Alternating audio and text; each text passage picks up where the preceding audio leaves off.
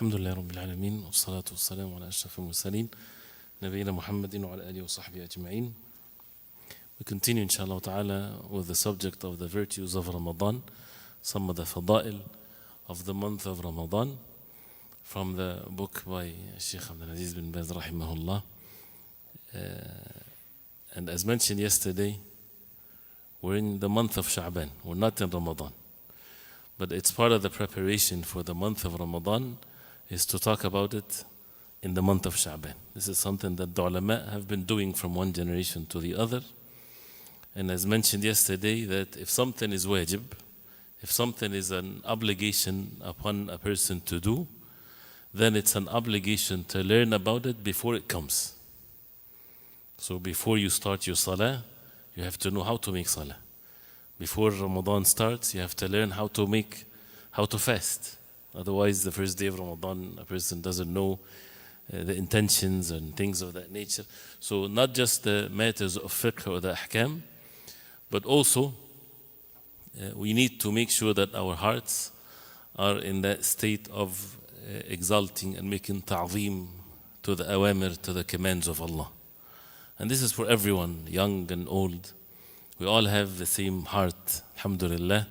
We might look different from one another, but when it comes to the heart, we're all the same. So everyone has equal opportunity, if it's correct to say, to be the best with one's heart. So al-ikhlas, sincerity, the purity of intentions, there's no such a thing as I can't, I'm too young for this, or I'm too old, or I'm too weak, or I'm too rich, or too poor, it doesn't matter.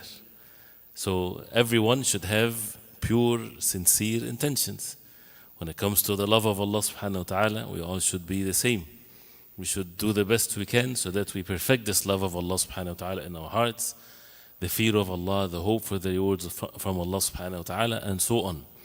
And to acquire that is to read the Quran, to know Allah subhanahu wa ta'ala with His names and attributes, to learn the Tawheed, the oneness of worship of Allah subhanahu wa ta'ala, the proper creed, to occupy our hearts, ourselves always with the revelation of Allah, and to be away from sins, to do the obligations, to exalt what Allah subhanahu wa ta'ala exalted, and to belittle what Allah subhanahu wa ta'ala belittled, and so on.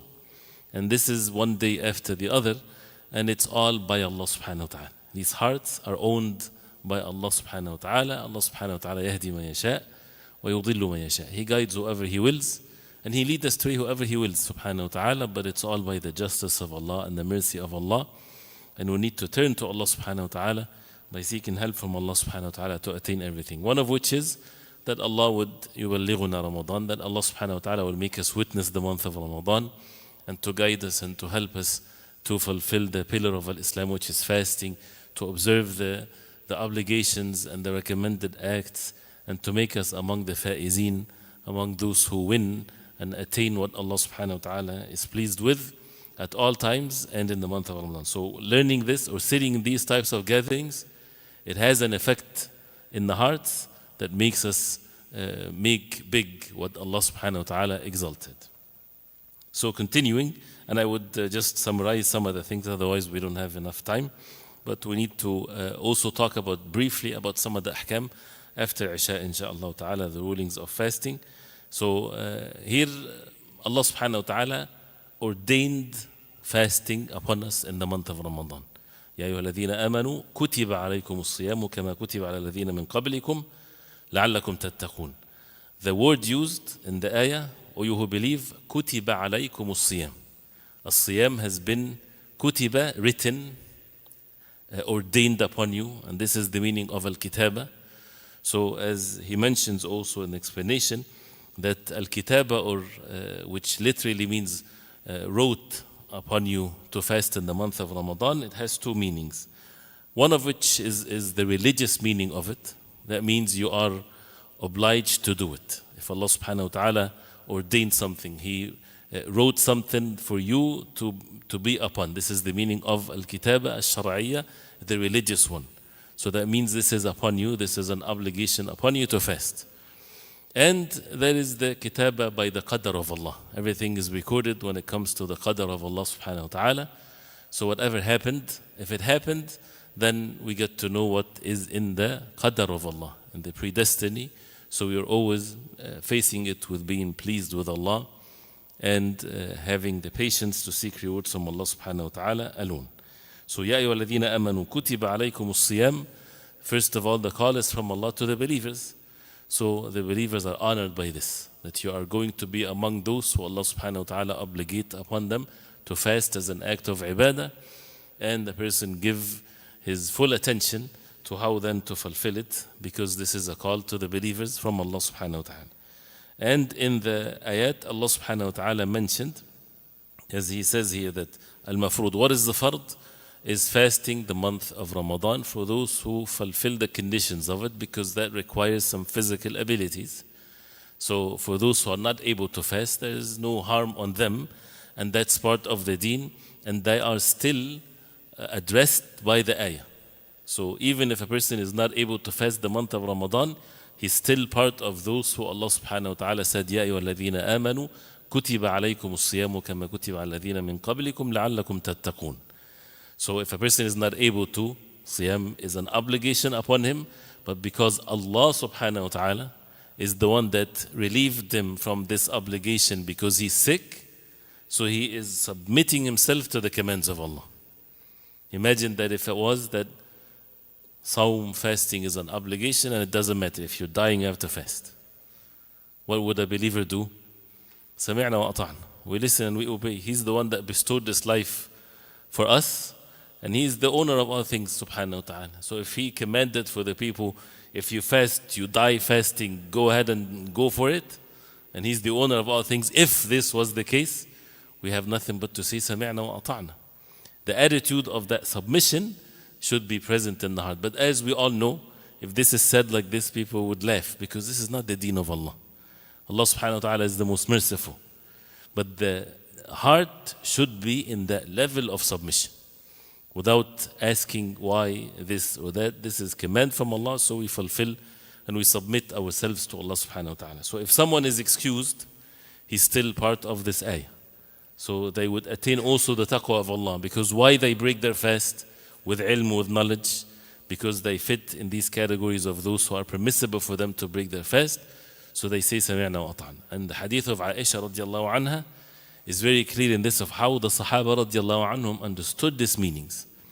When a woman came and she asked Aisha radiallahu anha, the wife of the Prophet sallallahu alaihi wasallam, she asked how come or why that when the woman have her menses, her monthly period, they do not make up the salah, and they make up the fasting days, which is one of the rulings of fasting. So the woman, if she has her menses in the month of Ramadan, 5, 6, 7 days or whatever, it's an obligation upon her to break her fast. It's not permissible for her to fast, and then she make up the days after Ramadan.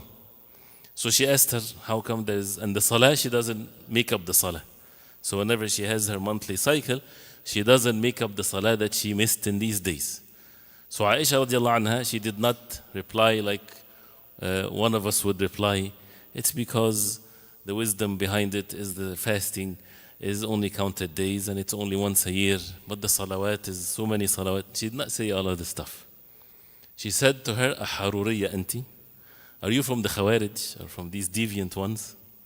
Right? And she said to her, very simply, "Kunna nu'mar بقضاء الصيام ولا نؤمر بقضاء الصلوات." We were commanded to make up the days of fasting, and we were not commanded to make up the salawat with the prayers that we missed. And that's it. Full stop, as they say. It's a command from Allah. There's a wisdom behind it, for sure, definitely, no doubt about it. But this is how, again, things are. So, the command from Allah subhanahu wa ta'ala is to be observed, whether in doing it or you have an excuse not to do it. All of that is within the boundaries and the limits that it's the deen of Allah. It's not desires. It's not a mufti. He will give a person a break from his own self like this. This is not this person's deen and this other person's deen. It's the deen of Allah subhanahu wa ta'ala. And that's why the excuses and the rukhas and the a'dhar and all of that is part of the deen. So when we say that ad-deen yusr, the deen is yusr, is ease, as the Prophet ﷺ, he said, that means the deen itself is yusr. The deen is in itself has the ease. Not that the ease is to go against the deen or not to apply the deen. No, this is deviation. This is more difficulty for a person if he does this. But rather the deen has the yusr in it. It's already built in it, if it's correct to say, because it's from Allah subhanahu wa ta'ala. So the month of Ramadan, and this is one of the pillars of Islam, and as you see, the objective is to attain the taqwa of Allah subhanahu wa ta'ala. So if a person fulfill this obligation the way it ought to be, he should, by the mercy of Allah subhanahu wa ta'ala, to be among the people of at-taqwa. And then the words right after this is ayyaman ma'dudat. It's counted days. Ayyaman ma'dudat. And he mentioned that the significance of saying ayyaman ma'dudat, it's a month, right? But Allah subhanahu wa ta'ala called it counted days. Did not say a month afterwards, but said counted days, to show that the matter is very easy. If it says a month, this a person might say, oh, it's too much. But it's counted days, which is it's counted days, so it becomes easy. When before you know it, the month ends. So just be patient, right? Because the matter is easy. And this is, as he mentioned, that we as human beings, we function that way. And this is by the mercy of Allah subhanahu wa ta'ala. It's like when you look at the price of something, if it's $5 is different than $4.99, right? Even though that it's close. But you need to make things easy for yourself. Even though they might be doing it in many different intentions. So it's one of the objectives is to make easy for us the ibadah. Don't look at, for example, the amount of things that or the entire life. If a person thinks how many salah that he has to make for 60 years, he might be overwhelmed.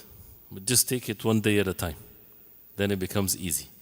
If you come to someone that is not a Muslim, for example, so you have to fast, all of this, and you have to make salah, that's too much. Well, start with the first day, second day, then things becomes easy. So this is how things should be observed. And it's all from Allah subhanahu wa ta'ala, so the help is from Allah subhanahu wa ta'ala. So then one of the things that the verses mentioned, فَمَنْ شَهِدَ مِنْكُمُ الشَّهَرَ فَلْيَصُمْ. Whoever among you witnessed the month of Ramadan, then let him fast it. And شَهِدَ مِنْكُمُ الشَّهْرَ, that means whoever witnesses it. And witnessing the month it's only sufficient for one person in the ummah to see the moon. And once you see the moon of Ramadan, if it's one person, then the entire ummah fast as a result of the witness of one Muslim. But he has to be, of course, trustworthy, someone that is a righteous person, trustworthy, and that's it. Only one person. And this issue that comes every year with, all these types of things, calculations and all of that, this is something that is we have to say it every year, inshallah. There's no such a thing as a validity for calculations to be approving the beginning of the month of Ramadan or the end of the month of Ramadan. The Prophet ﷺ, he said, صُومُوا لِرُؤْيَتِهِ وَأَفْطِرُوا لِرُؤْيَتِهِ. Fast when you see the hilal, the crescent, the moon of Ramadan, and break your fast at the end when you see the moon of Shawwal. And that's the end of it. There was calculations at their time, and the Prophet ﷺ negated the validity of it by saying, نحن أمة أمية لا نكتب ولا نحسب الشهر هكذا وهكذا. That we are an illiterate ummah, we don't write and we don't count. Meaning in our ibadah we don't need these things. The matter is much easier than that. So the month is like this and like this. And he pointed with his two hands, والسلام, either 29 or 30. So the matter is easy and we don't need to make it difficult for ourselves. And those who would change the way of the Prophet ﷺ, thinking that this makes it easy for them, because we're in the West, we have to make sure that our vacations and our times is fixed in the calendars for the next 10 years. All of that, you're making your life difficult for yourself, because it's against the way of the Prophet ﷺ. You disunite the ummah, you make confusion among the Muslimin, those who would say yes and no and things like this, because it's something introduced, new. And it's already been known at the time of the Prophet ﷺ. So stay away from this and go back to how things are and follow the way of the Prophet ﷺ. And yes, it's very nice if every Muslim in the same town, they all start the month together and they end the month together. It's a beautiful thing and they should. But they don't have to be the entire world of the Muslims that are studying the same day and ending the same day. No, it doesn't have to be. If every place they see the moon and they don't see it, then they don't fast, and if they see it, they fast. If that is the case, it is not a sign of disunity among the ummah. It's okay. Even though the majority of the ulama, that if the hilal, if the moon is seen in one part of the world, then all of those who share a part of the night or a part of the day with them, then they should all fast. And that's what is the ease. But if they don't do that, but as long as they are following a ru'ya shar'iyya, the religious way of seeing and witnessing the moon, then they are good. And the person should not go against the people of his locality as long as they go with the religious means of starting and ending the month. But there's a long discussion, but this is at ease, inshallah. Then what needs to be observed is, as he advised, that as-sawm, fasting, is a great deed, is amalun salihun azim, a righteous good deed. It's a great deed. There's no equal in rewards to fasting. And one of the things that we need to do, inshallah, from now to Ramadan and during Ramadan is to go through the hadith of the Prophet ﷺ that talks about the virtues of Ramadan, because this is, again, wahy from Allah. So to purify our hearts and to exalt what the level of Ramadan in our hearts, especially the fasting of the month of Ramadan. Fasting in general, it's one of the great acts of worship, but especially Ramadan because it's an obligation, and anything as an obligation is far more in reward than anything else. And the hadith of the Prophet ﷺ, which is hadith Qudsi, that Allah subhanahu wa ta'ala says, كل عمل ابن آدم له الحسنة بعشر أمثالها إلى 700 ضعف إلا الصيام فإنه لي وأنا أجزي به. That all the actions of the son of Adam is for him. The hasana, the good deed, is multiplied by 10 to 700 times in multiplication of rewards, except fasting. Allah subhanahu wa ta'ala says, فَإِنَّهُ لِي, it's for me, وَأَنَا أَجْزِي بِهِ, I will recompense, I will give the reward for it. That means it's beyond the 10 times and the 700 times, it's beyond that. And to say فَإِنَّهُ لِي, it is for me, this is, as all other ulama, they say for sure, it's the sharaf and the honor of the month of Ramadan, that this is honored by Allah subhanahu wa ta'ala. And also, some that they say that it's, when it comes to the rewards, it's far more than what is mentioned normally in any action. So there's no end, there's no limits to it whatsoever. And then the hadith says, إِنَّهُ تَرَكَ شَهْوَتَهُ وَطَعَامَهُ وَشَرَابَهُ مِنْ أَجْلِي. That individual, that Muslim, he leaves his desire, his food and his drink for the sake of Allah. So therefore the reward is given as we heard.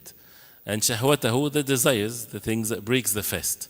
And the food and the drink, the relations with his wife and things like this, from Fajr to sunset, and his food and drink, all of that for the sake of Allah. Not because he wants to lose weight or anything like that, it's all for the sake of Allah. If he have the choice, he would eat. But what's preventing him from eating or drinking is the fact that Allah subhanahu wa ta'ala commanded him to stay away from it. And then the Prophet ﷺ said, لِلصَّائِمِ فَرْحَةً.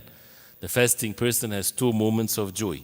فَرْحَةٌ عِنْدَ فِطْرِ وَفَرْحَةٌ عِنْدَ لِقَاءِ رَبِّ. A moment of joy when he breaks his fast, and a moment of joy when he meets his Lord subhanahu wa ta'ala. And the first one is especially for those who, I don't want to say especially for the youth, but it's always the advice of those who are older to advise the younger ones. You know, you would never attain joy unless you have to go through some burden. You have to struggle to feel what it means to enjoy something, right? If you're just from enjoyment to enjoyment, you get bored and you go to depression because nothing will be satisfying anymore. So that's why those who are the most joyful people in this life, those who work hard in this life. So when you work hard in the proper way, what happens when you take a rest? You feel good when you take a rest because you worked hard.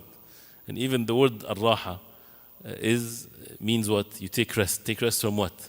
From the opposite of that. You're not resting, so you take a rest. But if you're resting already, take a rest from a rest, it doesn't make sense.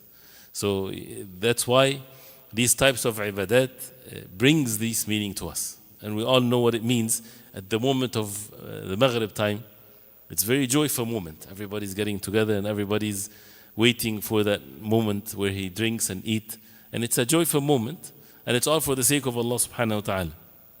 Yes, during the day you're struggling and you're thirsty, you're hungry. But then make your heart attached to the end of the day, because it soon becomes, it's over. And then the real joy is when a person meets Allah subhanahu wa ta'ala at the moment of death after this life, because of the deeds that he did for the sake of Allah. And then the Prophet ﷺ said, وَلَخُلُوفُ فَمِ الصَّائِمِ أَطْيَبُ عِنْدَ اللَّهِ مِنْ رِيحِ الْمِسْكِ. The smell of one's mouth when he's fasting is more pleasant to Allah subhanahu wa ta'ala than the smell of musk. Because as a normal thing, if a person's stomach is empty, then he might not have the most pleasant smell in his mouth. So that to Allah subhanahu wa ta'ala is more beloved than the smell of musk. And it's not a call for a person to keep his smell to be not good. No, a person can use the siwak, he can use the toothbrush and things like this, as long as he does not swallow anything of the taste of it. And the siwak is what is best, and there's no doubt that using the siwak, especially the fresh siwak, because the siwak needs to be fresh. It does not take away from the rewards of fasting because of this hadith, and a person should use it. And at the end, still the feel would be the same. Why? Because the stomach is empty. So a person doing this, Allah subhanahu wa ta'ala says, which is another benefit, that it's not always what we see. And this meaning is always present when you see certain acts of ibadah, like when people go for Hajj and Umrah, you don't look the best. When you're wearing the ihram, when you everybody looks the same, nothing on your head, right? But to Allah subhanahu wa ta'ala, you are the best, meaning you're doing the best thing ever. So it's not always what human beings receive. We should really care more about what Allah subhanahu wa ta'ala wants from us. So many hadith, of course, that are mentioned here, and we should go through them inshallah ta'ala, but because of the time we'll skip here inshallah. Also with regards to the salah, or the next point, I'm skipping some things here with the hadith, but inshallah ta'ala this is something that should be done till the end of the month inshallah. When it comes to, so this is fasting as an obligation, and we'll talk about some of the ahkam inshallah. But when it comes to the qiyam of Ramadan, Salatul Taraweeh, qiyam Ramadan, what's the ruling, what's the hukm of it? Is not to say the hukm of it so that a person would skip it, but it's something that is always associated with Ramadan, which is al-qiyam or Salatul Taraweeh. Salatul Taraweeh in Ramadan is not fard, it's not an obligation. So that means what? Skip it? No, it means to do it. Why? Because it's recommended, it's very stressed. But what makes Salatul Taraweeh unique in Ramadan is about getting together to pray Jama'ah Salatul Taraweeh. Salatul Taraweeh is Salatul Qiyam, Qiyamul Layl. And the Prophet ﷺ used to make Qiyamul Layl in Ramadan and in other than Ramadan. And there are many verses in the Quran that talks about Qiyamul Layl. And the hadith of Aisha radiallahu anha, that the Prophet ﷺ used to not to pray more than 11 rak'ah in Ramadan and in other than Ramadan. The only difference is in Ramadan is that it's done in Jama'ah, in the masajid. And it was at the time of the Prophet ﷺ, he led them, or the Prophet ﷺ prayed, and the people prayed behind the Prophet ﷺ by his salah for a few days. Then the Prophet ﷺ then afterwards did not come out to the people out of the fear that it becomes an obligation upon them. And then the people continued in the masjid of the Prophet ﷺ to pray in jama'at. They would pray in jama'at. So they knew that this is part of Salatul Layli in Ramadan, is to pray it in jama'at. And then at the time of Umar radiallahu anhu, he just made them all behind one imam. So this was not something new introduced. It was the same thing that it was at the time of the Prophet ﷺ. He just made them be led by one of one imam, like Ubay ibn Ka'b radiallahu anhu, who would lead the men. So the issue of the Salatul Taraweeh, again, it's called Taraweeh from the word Ar-Raha that we just mentioned, rest. What is the meaning of that? Is that they used to pray 4 rak'ah and then they take a rest. They take a break after 4 rak'ah. But 4 rak'ah is not like one salah, 2 rak'ah and salam, 2 rak'ah and salam, and then they would take a break. and how long they would make the salah. This is again varies from one group to the other, but it should not be a quick salah. This is again, it's not a fard salah. The fard salah, the imam should recognize those who are behind him, the old and the weak and so on. It's an obligation. But for Salatul Taraweeh, yes, he should also recognize the people behind him, but people need to exert a little bit more of effort.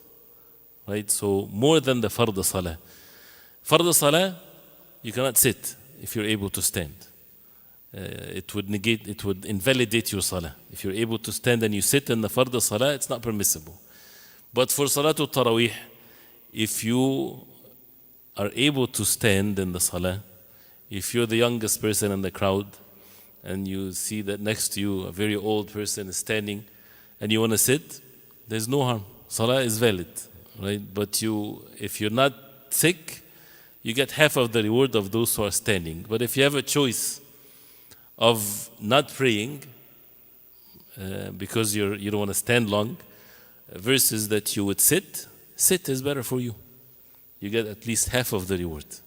So, but this is not a call for us to sit, but rather to stand in the salah. And he mentions here that the issue of 11 or 21 or 36 rak'ahs, the matter is easy. The matter is at ease. It's not something that people should be angry with each other or calling each other names, or this masjid is like this. No, the matter is easy. Why? Because Salatul Layli mathna mathna. The night prayer is 2 rak'ah after 2 rak'ah. So you don't need to limit yourself. You can pray 2 rak'ah after 2 rak'ah after 2 rak'ah till the end of the night. And there's no set limit or numbers of rak'at. But if you want the best is, as the hadith of Aisha radiallahu anha, that the Prophet ﷺ would pray 11 rak'ah, but long 11 rak'ah. And that's why he mentioned 3 categories of things to make it easy. He says there is, when it comes to Salat al-Qiyam or Salatul Taraweeh, there is the prophetic way, and there is the Salaf way, or the way the early generations of Islam used to do things, and there is the Khalaf way, the later generations, what they do, which is not the best way. The Prophet ﷺ would pray 11 rak'ah, long 11 rak'ah. The early generations of Islam, and it's authentically proven even at the time of Umar radiallahu anh, they would increase the number of rak'at and they would stand less. But they would increase the number of rak'at to make it easy for the people.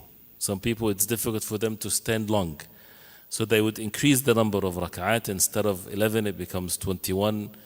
Some would, they mentioned 36, like Imam Malik rahimahullah. So this was, something that they would do. Why? Because that's from the sunnah of the Prophet ﷺ, that Salatul Layli mathna mathna. You pray the night prayer 2 rak'ah after 2 rak'ah. But again, then the later generations, what do? He says, which is not the best choice, is when someone prays 11 rak'ah and it's short. Right? So if you have a choice between, and I mentioned that before, like say just for the sake of making it clear, I'm not saying that this should be, but say for example, if people pray Salatul Taraweeh in 2 hours, right? So to pray in 2 hours, if they pray 21 rak'ah, they would pray in 2 hours. And if they pray 11 rak'ah, they would pray in 2 hours. Which one is more virtue? 11. Right? They prayed the same time. So 11 is longer standing. So this is more or better in reward.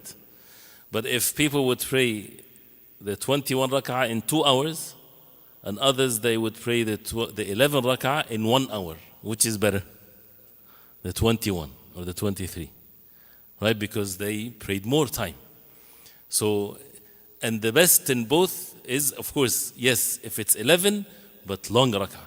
So when people just say, okay, 11, and they make it short, like the other rak'ahs of the 21 or the 23, no, it's better that you do the 21 or the 23 in this case. So, but at the end, again, it's not a subject of dispute. For those who say 23 or 21 is bid'ah, they're wrong. Innovation in the deen, they're wrong. And for those who say 11 rak'ah is bid'ah, they are wrong. Right? Both are good, inshaAllah ta'ala. But if you want to do longer salah, then 11 long is better than more if it's short. And whatever is at ease with the people, and of course, to follow the Imam. And the hadith of the Prophet عليه الصلاة والسلام من صلى مع إمامي حتى ينصرف كتبت له قيام ليلة. Whoever prays with his Imam till the Imam finishes, it will be recorded for him the one night prayer. From the hadith of the Prophet عليه الصلاة والسلام من قام رمضان إيمانا واحتسابا غفر له ما تقدم من ذنبه. Whoever prays the night prayer Ramadan, it will be written for him إيمانا واحتسابا, believing in it and seeking rewards from Allah, his sins will be forgiven. And that reward is attained if a person finishes all of Ramadan with Qiyamul Layl. So from the first night till the last night of Ramadan, not missing one night. And the first night, many people, they miss it, especially if it's the Hilal is seen. And that means tomorrow is the first day of Ramadan. People are not in the mood of Ramadan yet, or they think that the first night prayer is after they fast. No, the first night in the night prayer is the night before the first day of fasting. So to make sure that they would make it and they would pray the night prayer. And the meaning of the hadith, to make sure that you get the reward of one Qiyamul Layl or night prayer, is to stay with the Imam. Is it the specific Imam or the Imam of the Salah? What if there are more than one Imam, they're taking turns in the Salah? What is meant is that till the Salah finishes, regardless of who's the one that is leading, one or two or more. So till they finish.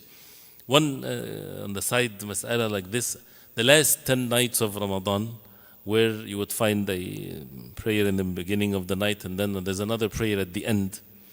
Does the person get the reward of one night prayer in the beginning one or the last one, or both? It's best to do both, because there's still salah going on the masjid, right? Even though they break in the middle and then they come back. So to come back again also, inshallah ta'ala, to make sure that you finish the salah with them, so that you would attain, inshallah ta'ala, the reward for sure, inshallah ta'ala. And that requires, yes, your schedule is different, it changes. As we said yesterday, one of the things that are meant in these months, Sha'ban and Ramadan, is that you go against your norm. It's okay. It's okay for sometimes that you're changing your norms. It's meant to be that way because you're doing it for the sake of Allah. And the Prophet ﷺ, when the last 10 nights of Ramadan enters, he used to ahya layla. He would pray most of the night, if not all of it. وَشَدَّ الْمِئْزَرَ, and he would tight his door sheet. That means as a sign of hard work or staying away from his wives. And he would wake up his family. So it's sometimes we have to do more than what we do for the rest of the year. And this is one of the times to do that. And especially with seeking Laylatul Qadr. And the best ibadah in Laylatul Qadr is the salah, because the salah has Quran recited, has dua, has dhikr of Allah subhanahu wa ta'ala, everything. And while listening to the Imam in the Quran, you can make dua. If the word of the Jannah is mentioned, ask Allah for Jannah. If the Nar is mentioned, seek refuge in Allah from the hellfire. If the virtue, if the bounties of Allah subhanahu wa ta'ala are mentioned, ask Allah subhanahu wa ta'ala for His bounty, and so on. So one also thing on the side like that is with the dua of al-qunut, and we're probably going to hear more of that inshallah ta'ala later. The dua in Salatul Tarawih, in the Witr Salah, it's a good thing, and it can be from the beginning to the end. But as mentioned in the authentic narration in Sahih ibn Khuzaymah, with a sound narration, that Ubay ibn Ka'b radiallahu anhu, at the time of Umar radiallahu anhu, the Sahaba, when they would pray Salatul Tarawih in Ramadan, they would make the dua of al-qunut in the second half of Ramadan, not in the beginning of Ramadan. They would start the dua of the qunut every day from the second half of Ramadan. But if the Imam do it from the beginning of the Ramadan, that's fine. It's okay to do it every day. But they would do it in the second half of Ramadan, which is towards the end of the month of Ramadan. And the etiquettes and the way to do the dua also, it's something that should be observed to be according to the way of the Prophet ﷺ.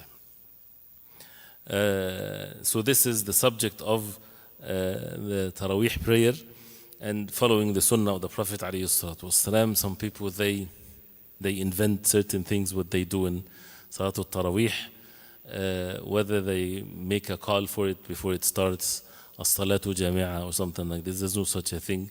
Or to make a special dhikr between the raka'at, or raise their voice with takbir or salah on the Prophet alayhi salatu wasalam. There's no such a thing. But rather to follow the Imam in the Salah, and the standing in the Salah reminds a person of the standing in the Day of Judgment. And afterwards, if people pray witr or they delay the witr to the end of the night, that's fine, as long as they would not leave till the Imam finishes the Salah. And this is what is best, inshallah ta'ala. After that, one last thing before Salatul Isha, he says, وينبغي أن يعلم أن المشروع للمسلم في قيام رمضان وفي سائر الصلوات هو الإقبال على صلاته. When we talk about the Salah, what Allah subhanahu wa ta'ala wants from us with regards to the Salah is, he says, الإقبال على صلاته. What does إقبال means? What's إقبال? What's the best word describing الإقبال? There's I guess it's also in Urdu, it's known? Accept? No, al-qabul is accept. Al-qabul is accept. But al-iqbal, the height, no, it's when you're going forward to something. When, like for example, istiqbal al-qibla. When you face the qibla, so this is it's called istiqbal al-qibla. So al-iqbal ala shay, that means you're giving all of your senses to that thing. And it's part of that is the observing the khushu', the devotion. Like for example, if you're going to, you have a meeting with the king or with the president, and you enter on the president and he's right in front of you, but you're walking looking like this or looking like this, right? You're not making that full attention, right? This is not the proper way to do it. So al-iqbal is that you are going to something and you're facing it and you're focused on it. The salah, when a person is making salah, هو what يناجي ربه. The musalli is making munajah with Allah. And munajah is what? Is the secret talk. Is the talk between like an individual, another individual, that no one else is listening to you except those who you are sitting with for that important conversation that you have. So the salah is between the human being and his creator subhanahu wa ta'ala. So a person have to have that iqbal, this going forward, devoted in the salah, that as a result of that, the person would have the khushu' and the devotion in the salah.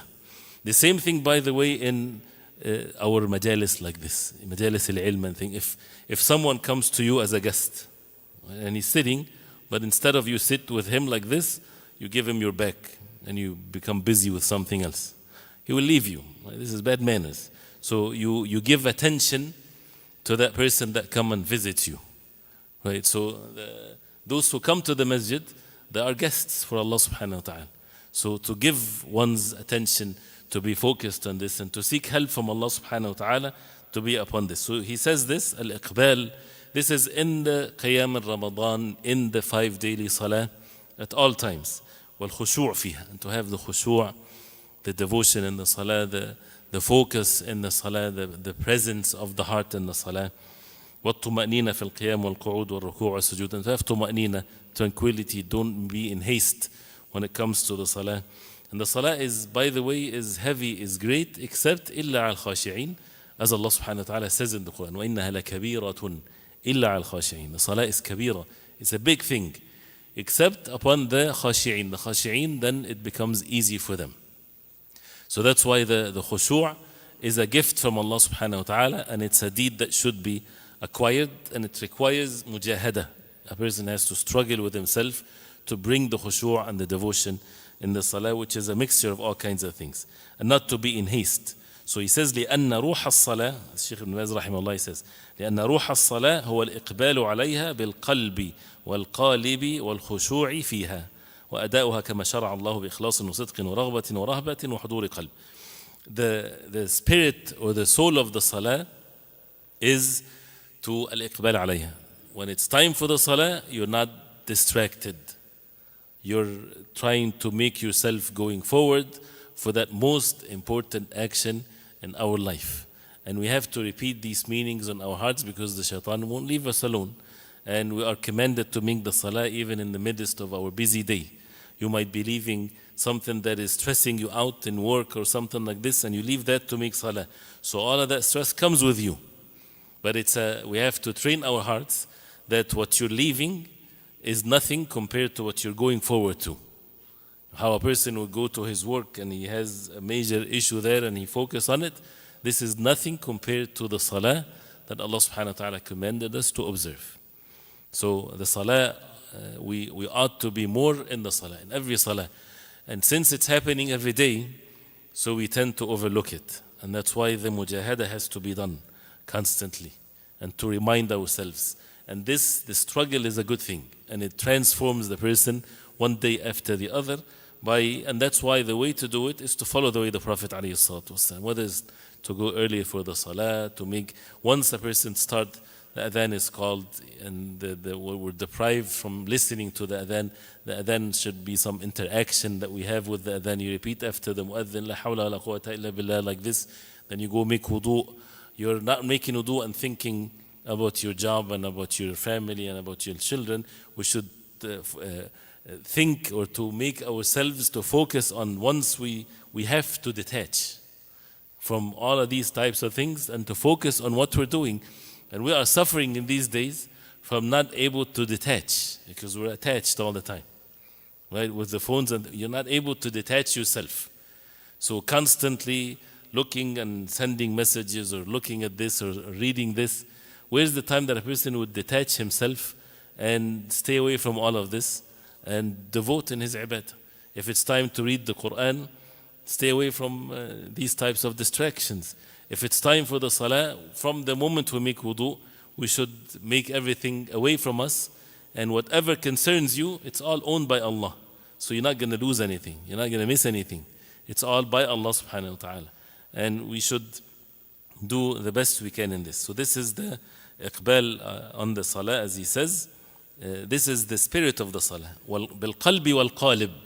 Bil-qalb is the heart. Al-qalib is Al-qalib is when you mold something.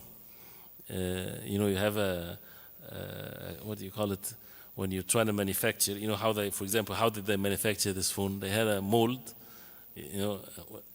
prototype, right? And then, and this is the standard of it. So Al-qalib refers to your physical body, right? So your heart and your physical body is going forward. You're not distracted. You're going for the salah, wal-khushu', the devotion in it, and to do the salah as Allah subhanahu wa ta'ala commanded us, with ikhlas, seeking rewards from Allah subhanahu wa ta'ala alone, sidq, truthfulness, raghba, hoping for the rewards from Allah, rahba, having the fear that this might not be accepted by Allah subhanahu wa ta'ala, wa hudur qalb, and the heart is present in the salah, as Allah subhanahu wa ta'ala said, قَدْ أَفْلَحَ الْمُؤْمِنُونَ الَّذِينَ هُمْ فِي صَلَاتِهِمْ خَاشِعُونَ. The mu'minun are successful, those who, the first quality is, they are in the salah, in their salah, khashi'un. They are in state of khushu'. And that's why this is the joy of this life, as the Prophet ﷺ used to say, وَجُعِلَتْ قُرَّةُ عَيْنِ فِي الصَّلَةِ. The comfort of my eyes have been made in the salah. So we should not be in the sad reality that year after year passes and our salah is the same salah. We're talking about those who make salah, not those who do not make the salah. But the salah is the same thing, it's the same level. No, we have to elevate ourselves, and that comes with وَالَّذِينَ جَاهَدُوا فِينَا لَنَهْدِيَنَّهُمْ سُبُلَنَا. Those who struggle in our path, in our way, Allah subhanahu wa ta'ala will guide them to His way subhanahu wa ta'ala. And as the Prophet ﷺ, when he described the salah, إِذَا قُمْتَ إِلَى الصَّلَاةِ فَأَسْبِغِ الْوُضُوء, part of that is to make a perfect wudu and then to face the qibla and things like this. So all of that is for the fard salat all times. And also for the qiyam, a person studying in the salah does not know what is being happening or making it fast or things like this. This is something that should be avoided, but rather to have the tuma'nina and to fulfill it in the most perfect way to one's best ability, inshallah ta'ala. It's time for the salah, so we'll stop here, inshallah. And we ask Allah subhanahu wa ta'ala to make us among those who are helped and guided to make the dhikr of Allah subhanahu wa ta'ala and to make the ibadah to Allah subhanahu wa ta'ala in the most perfect way, and to observe this adab and these manners with Allah subhanahu wa ta'ala. We'll mention some things after the salah also, inshallah, and we ask Allah subhanahu wa ta'ala to accept. وصلى الله وسلم وبارك على محمد وصحبه وسلم.